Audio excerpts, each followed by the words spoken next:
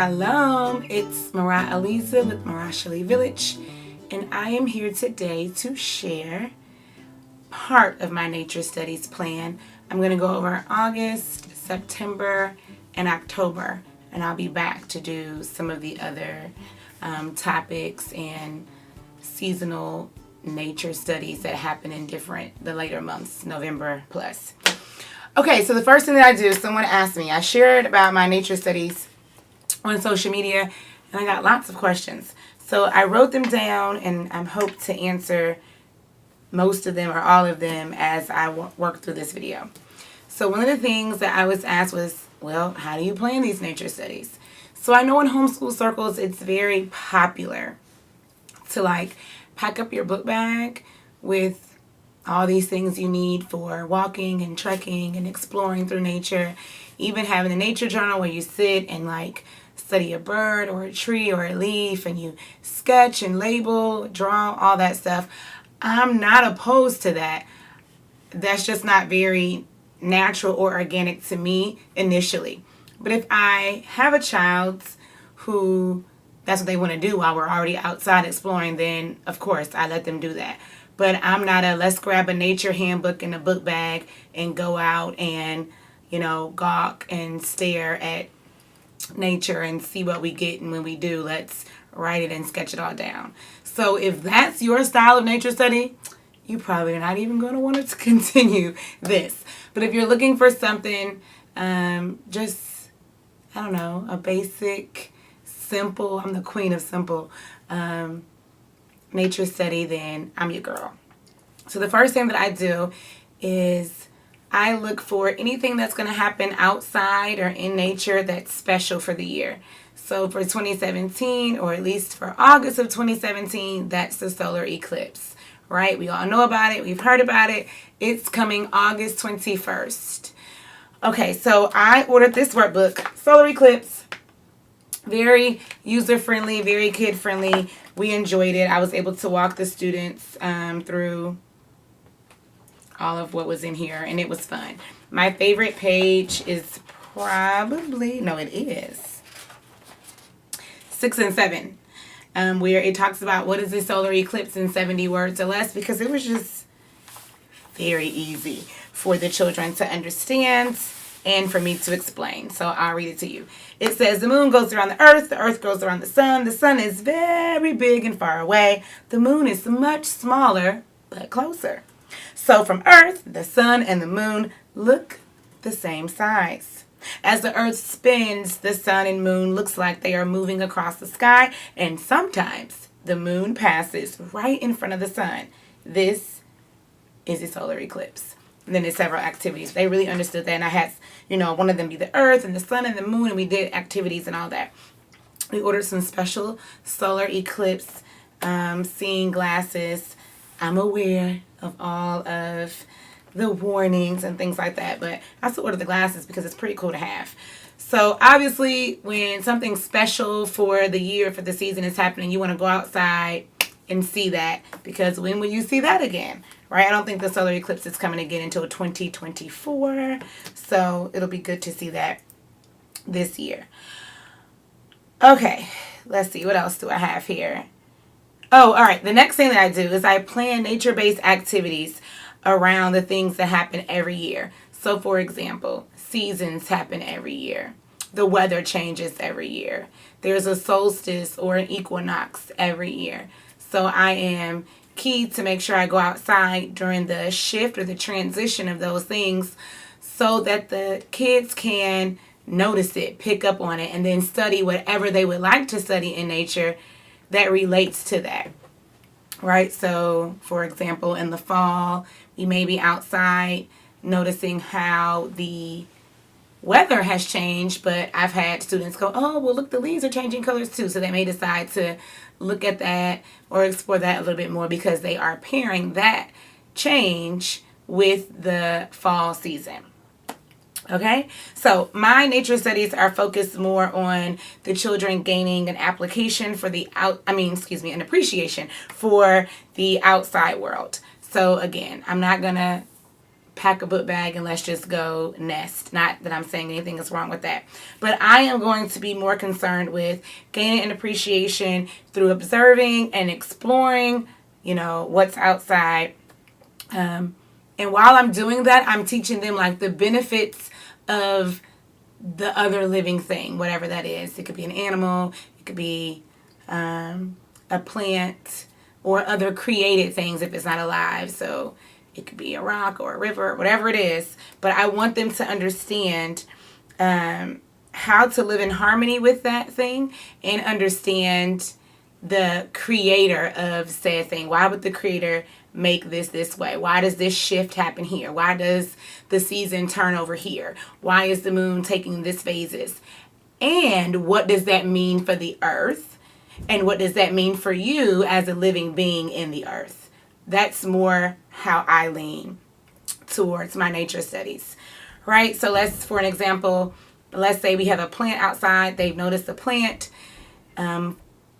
Let's say we're in the summer, but they've learned this plant. So now we see this plant. Maybe we don't know what it is. We find out what it is. Now we want to study what this plant is in order to know, why is it here? Is it something that grows only in the summer? And I want them to make that connection. So the next time they see it, they'll know, oh, it has to be summertime if I see this plant. And then how does that plant benefit you, or what does it mean to you? Sometimes there's plants that you can consume. There's some plants, you can eat. There are some plants you can boil down into a tea and drink. There's some plants you better not touch at all. So I want them to be able to understand that how do you live harmoniously with this other living thing or created thing? What does it say or suggest of the creator? And what does that mean for them? How can it benefit them? Okay, so for each nature topic, I include some type of nature observation or exploration, an activity or a craft, a poem or a short story, sometimes a song. There's a picture study as well, and some type of craft. Okay, all of those inclusions will either be Afrocentric or biblically based. Lots of times they agree, so I can make them both exist in a lesson. But sometimes I want to do things a little bit more with the African feel, and so I'll kind of beef it up a little bit on that side. And sometimes I want to do things a little more biblical feel, and I'll beef it up on that side. But for the most part, they happen to agree with each other. Okay, so my main focus is going to be on seasons or equinoxes and solstices, moon observations, constellations, animal migrations, weather, and agriculture or plants, right? That's going to be the crux of what I focus on. Visible signs that the earth is growing, moving, progressing, living, shifting, transitioning, and all the other things that the earth does as it goes in and out of its days, right? That's what I'm going to be more focused on. So before I begin, I want to make sure that you understand when I put it together, I'm making sure the children understand how a year works in terms of nature. So we call it nature's year, or you can call it the earth's year. Right, and so that begins in March with the spring equinox, and then they understand as the days progress and progress and progress, we transition over into a new season. And then we have that season, and the days progress and progress and progress until we have the next season, right? And there's things that go on throughout that gives us signs and clues to what Earth is telling us, right? So I teach them like what that means and how to explore that as a origin or as a foundational point. So for them, if I ask them, when does nature's year begin? They're going to say in March. So yes, they learn, of course, the Gregorian calendar begins in January. But when we're talking about nature, we're not talking about the Gregorian calendar. So they know nature's year begins in March, and we go all the way around into the next March. And then, the earth is a new year old. However old it is, it's a new year old by the time we get to the next March. So because they already have that understanding, then I build from there with how I planned everything else. Okay, so I gave you the solar eclipse already, I'm going to introduce this book here, The Year at Maple Hill Farm, because lots of what we do is agriculturally based, and farms just happen to, speak of that. So I'm going to, let's see, September is going to turn over soon. I will read them on September 1st. I'll read them whatever the passage is for September so they understand all of what to look for in September. Let me see if I can find it really quickly. August, September. So I won't read the bottom because that gets into a little bit more detail, but I'll read the top, which gives them, an overview or a broader understanding. Sometimes, quite suddenly, a fresh wind blows and the summer is over. The days are shorter. September is here. Now the days are cooler and a sense of change is in the air. September is the first month of autumn. So I'll read that to them the very first day of September. If it falls on a weekend, then of course I read it the very next school day. So they already understand what to expect out of September. So I asked them, so what is September going to bring us? And I just read it, so they'll tell me, oh, it's going to bring cooler wind, it's going to bring shorter days, and it's going to bring us the autumn, right? And then we'll look on the calendar for when the autumnal equinox is, and they'll tell me when. When does September bring in the autumn? And so this year is September 22nd. Right, so I'll go through that. The next nature topic that we'll have, it does happen early in September, is the harvest moon. So the harvest moon is a full moon that lets farmers and agriculturalists and pastoralists know this is picking season and it's the last time you'll be able to do this for the year, right? So we won't see that again until the spring. In the winter, the earth will rest, or the land will rest.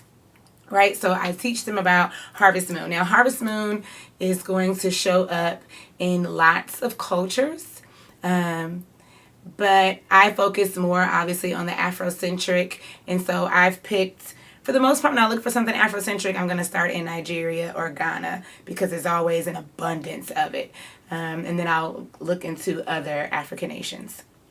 So I got a lot out of Nigeria, so I didn't see a reason to do too much more out of there, and so I'll get to that in a second.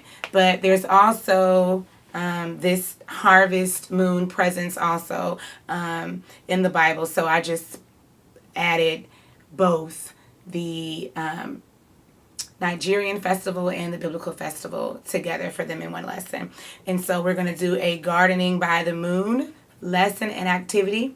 I actually put that together myself, so if someone wants it, you can just send me an email and I'll send that over to you. We're going to do a harvest moon craft. I'll be reading them a poem called Moon Tonight, and we'll be studying an art piece that has a harvest moon or a full moon in it. All right, and we'll be doing that early in September. Now, later in September, the autumnal equinox is here, which they've been anticipating it since I've kind of talked about it at the beginning of September, or September 1st, which September 1st falls on a Friday this year, so I'll be able to tell them that. Okay, so with the autumnal equinox, we are going to read this book. It's called We Gather Together, Celebrating the Harvest Season. And I like this book because it actually pairs the harvest moon or the harvest season with the autumnal equinox together. So they will have that pairing since they're learning about both of it in September, one early and one late, but nonetheless September. So they are going to draw a harvest scene. We're going to learn about the Virgo constellation. We're going to make Nigerian harvest masks, and I'm going to begin to prep them for the fall feasts that do appear in the Bible, because at this point we're just a few days away.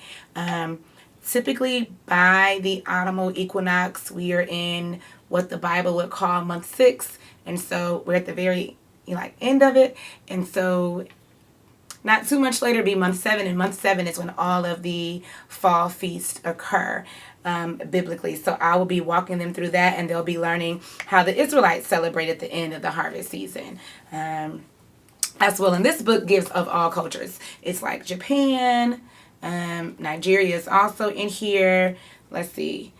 There is India and Syria, and there's so many. And so I like for them to see that so many ancient cultures, Near East and African cultures, you know, they have a lot of these things in common. They all did something to mark the end of the harvest season, and they celebrate it in whatever, you know, way that they do. And so we'll be learning about that.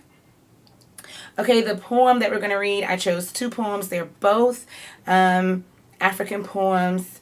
One is called The Bride Song by I think it's Ajiwani. And the other one is called Thoughts of a Dark Day by Wangi. And I can link those in the description box if you're interested in those. The Bride Song is a little, it's a little like mannish. So that one might be a little strong for certain audiences. But I like it. This year I have all boys at school, and so I know they'll appreciate that. Okay, and then the last thing I wanted to share is The Sun is So Quiet by Nikki Giovanni. I like Ashley Bryan. I'm a fan of his illustrations. I like Nikki Giovanni. I'm a fan of her work. This particular title has lots of poems that are nature-based. Racing Against the Sun. Let's see what else. Strawberry Patches, which of course that'll be for the spring. Kisses is also spring. Rainbows is spring. Winter poem. Let's see what else. One's called November. One's called Snowflake. So, and one is called Winter. So I like... Oh, there's one called Winter and then another one called Winter Poem. Okay. So I really like this book for that. It's quick and easy. Most of them rhyme. Very, you know, child friendly. And it pairs really well with whatever season you're talking about, where you don't have to go scouring the net. You can just have this book and be like, hey, this is the season I'm at. And Nikki Giovanni probably will have something in there for you. Okay, so I hope that answered the majority of your questions. If you were interested in a little bit more detail about what I do for Biblical Feast, just reach out to me and let me know. I didn't go too much into detail with like every craft and every activity I have them do, because this video would be a little lengthy if I did that. But I can always share that specifically if I get enough requests for it. Or if you have a personal question, I can reply back to you, you know, one-on-one. All right, so I went through the the solar eclipse, and then I went through harvest moon, then I went through the autumn equinox. I do have activities planned for like late October, November, and December, but I'll come back and do another video for that, just so this doesn't get too long. All right, I hope that was helpful to you. Let me know if you have any questions. If you like this video, please like, share, subscribe, and I will see you next time. Shalom.